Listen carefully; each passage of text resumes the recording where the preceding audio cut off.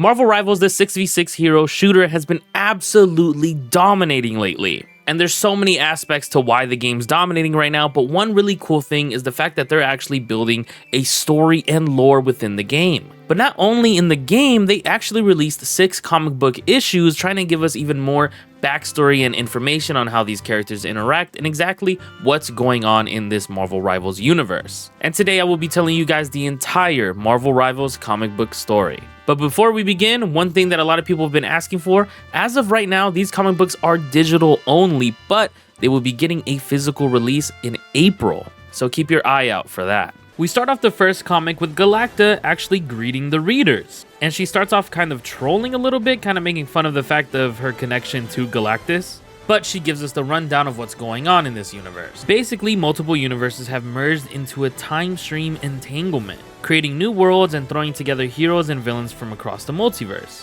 which of course is a huge problem. So in Tokyo 2099, the web of life and destiny have been damaged by the rift. And this is where we find Master Weaver and his apprentice Spider-Zero trying to figure out how to fix it. But they're actually arguing on how to do it because they both have different ideas of how to fix it, with Spider-Zero saying that they need to plug the web of life and destiny into cyberspace. But Web Weaver believes that's too dangerous and they need to wait for more chronovium because that will allow it to repair itself.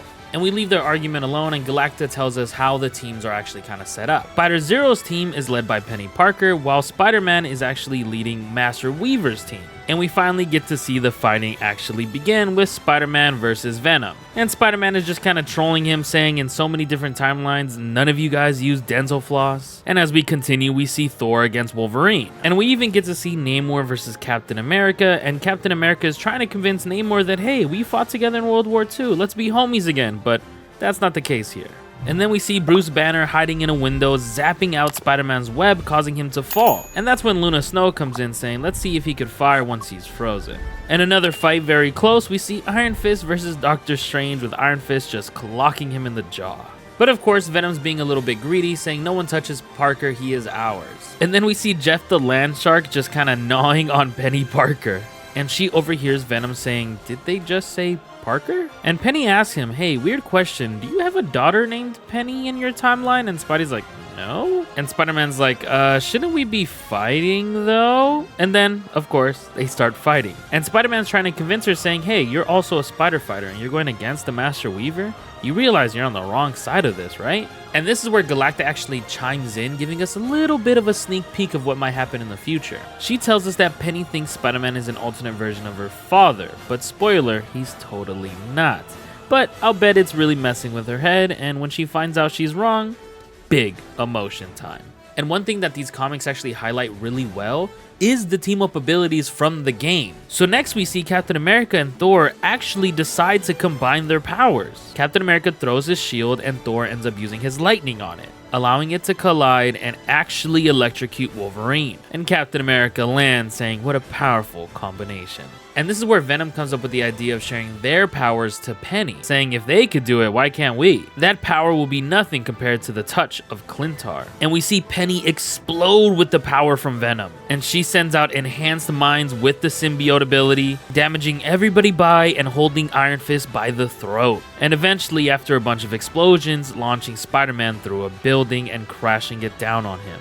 And Penny freaks out a little bit, saying, whoops, too much. I mean, they're still heroes. We don't want them to die. And Penny wants to go save them, but Bruce is like, shouldn't we actually go fix the timeline? That's the best way of fixing all of this. And Penny and her team agree, and they start leaving, saying, don't worry, you'll be okay, Spider-Man. I know you will. We're gonna fix the timeline, and everyone will be okay. And after Penny's team runs off, everybody starts regrouping, except for Spider-Man still being in the rubble. And right when he starts lifting himself out of there, Thor comes in saying, come on, let's go, picking him up by his shoulders, squeezing him very tightly. And what Iron Fist decides to do is ask Jeff the Land Shark if he can actually track where they went. And Thor kind of makes fun of it, saying, oh, come on, he's a great companion, but I don't think he's that, powerful or intelligent, right? And this is where we see Jeff actually did pick up on Wolverine's super distinctive smell and starts leading the team. But at the same time, they start hearing music, and Luna recognizes that melody because it's from her last platinum album. And we see Penny is actually singing to it as they go to their next objective. And her team actually yells at Penny saying you need to stop because they're gonna find us. You're singing too loud. And Penny apologizes saying Luna's one of my favorite singers. I couldn't help. I was freaking out that she was even there. Besides, I wasn't that loud, right? And that's when Thor and the rest of Spider-Man's team crash down landing on them. And we see Bruce immediately Hulk out because he did not like being frozen by Luna earlier. And he immediately starts attacking her.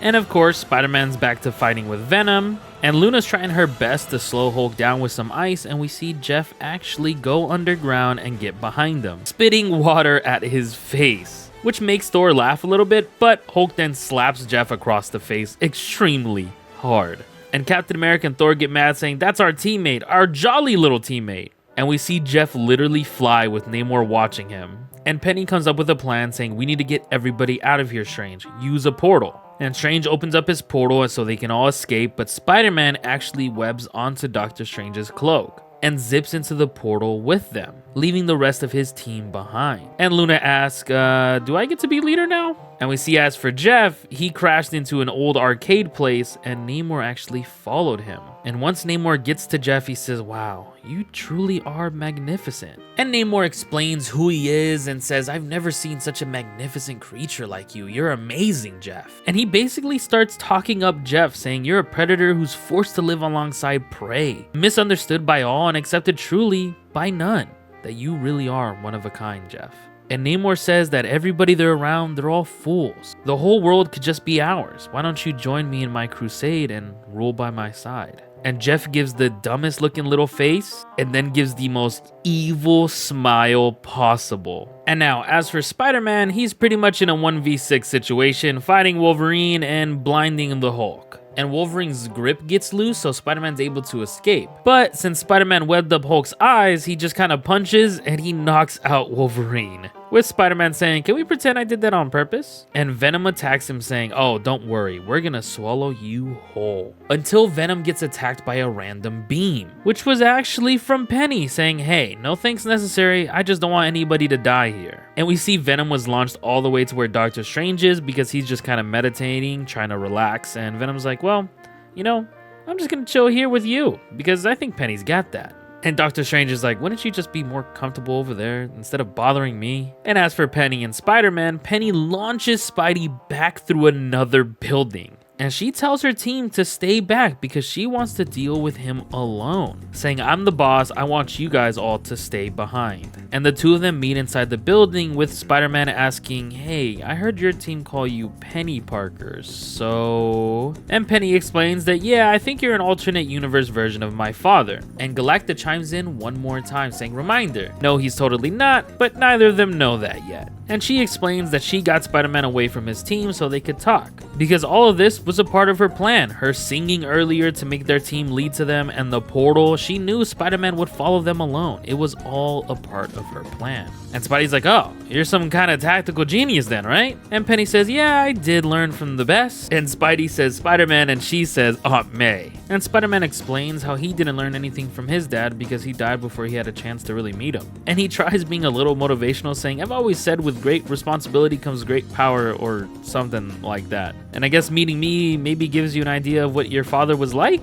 And Penny's like, no, from what I've heard, he was actually calm and stoic and never had a lot to say, which is the opposite of you. And Spidey makes a joke saying, I guess I was bit by a particularly verbose radioactive spider. And this is where Penny tries convincing Spider-Man to swap sides, saying, I've devoted myself to protect the web of life and destiny, and you're just here for the moment.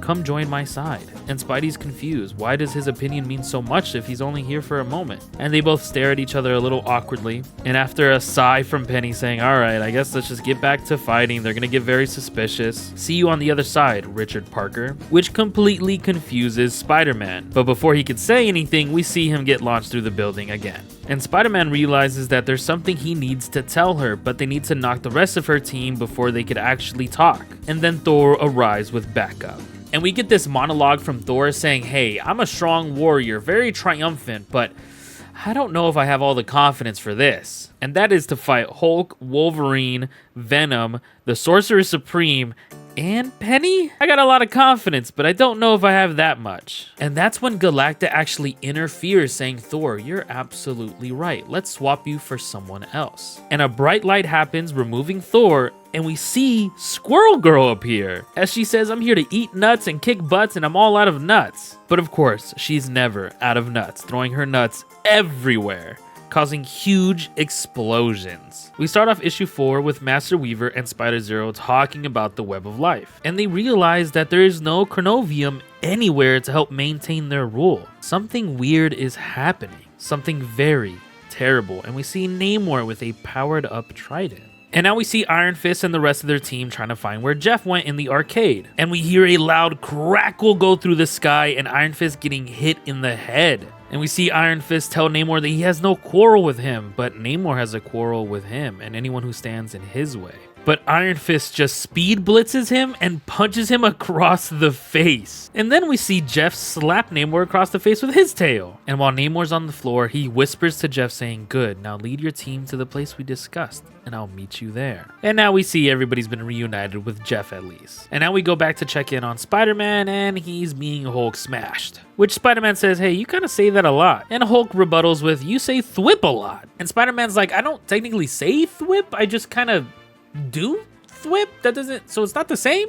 And as for Squirrel Girl, she's throwing her acorns all at Wolverine. But no matter what, they're kind of in trouble. They have their back against each other, having no idea how to win this. And this is when they start mentioning what they would really need: a very strong webbed explosive, and a light bulb goes off in their head. And this is where we get to see Squirrel Girl and Spider-Man's team up. And she throws the web acorns at Hulk, completely webbing him entirely. And everybody is completely shook that that just happened. And Squirrel Girl's like, all right, everybody is next. She webs Strange before he goes into his portal, and then webs the rest of their team completely with these new acorn power-ups. And finally, after that battle, they leave them, and Spider-Man and Squirrel Girl are able to reunite with the rest of the team at Stark Fujikawa Tower. And we get this really funny moment with Luna Snow looking at Squirrel Girl and saying, hey Thor, did you do something with your hair? And now Spider-Man's team starts working on Stark Fujikawa Tower. Luna Snow, Jeff, Spidey, they start webbing and freezing up the entirety of it. And they feel pretty confident that they're honestly going to be able to do this. But of course, that's when Penny and her team arrive. And Doctor Strange initiates the battle, using his Maelstrom of Madness. But of course, the comics do a really good job of showing off the team-ups from the game. So we see Hulk actually put his hand on Doctor Strange's back,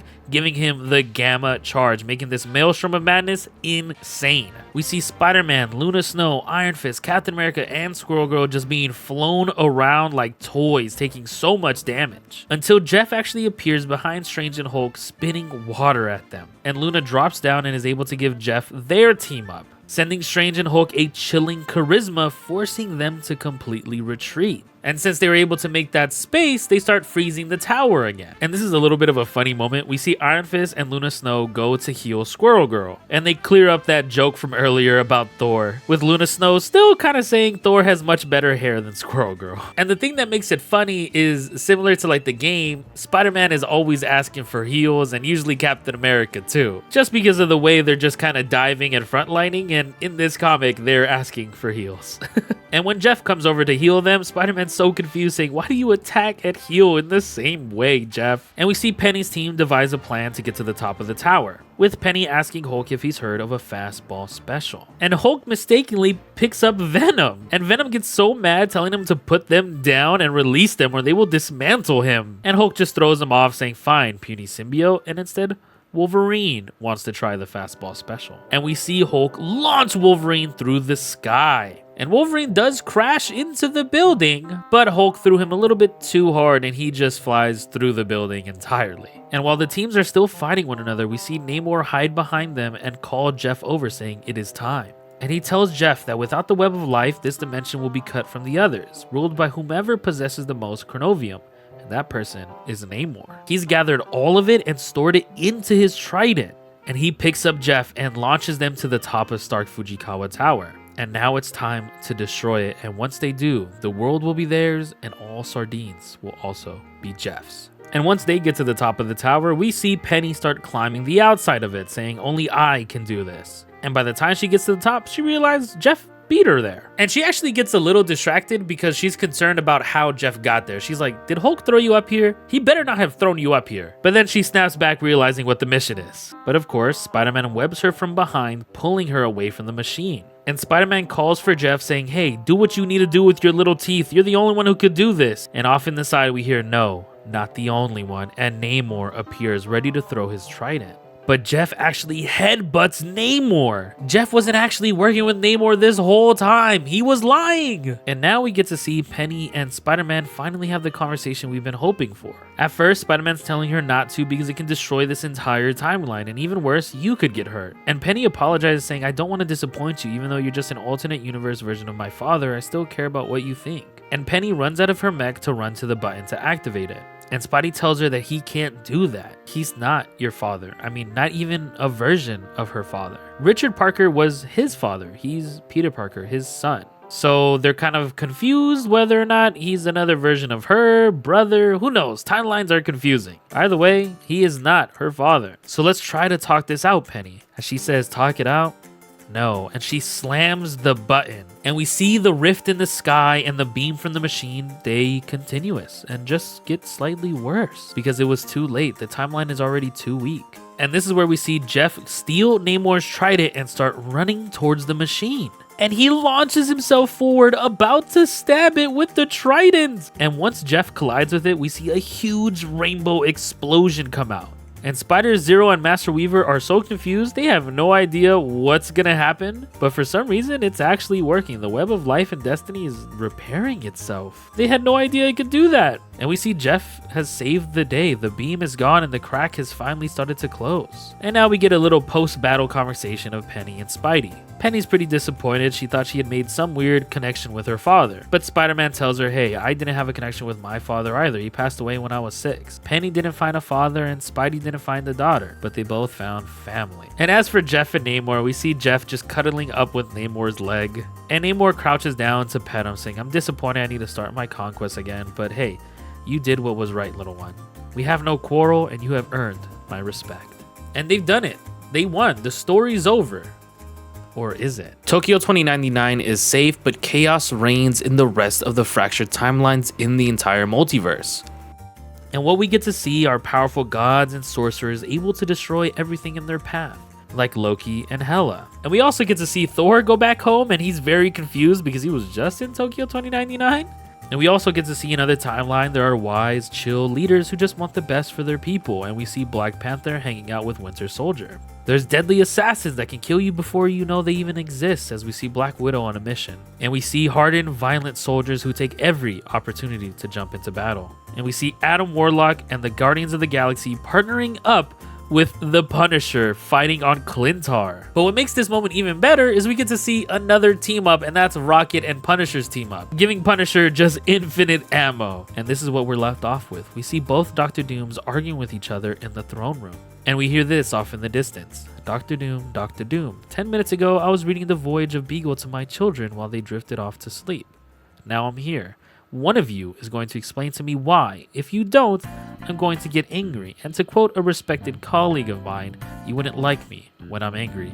And we see the Fantastic Four have arrived in the Marvel Rivals universe. Hope you guys enjoyed today's video. Leave a like, subscribe, check out the main channel for some more Marvel Rivals game content, and I'll see you guys in the next one. Peace out.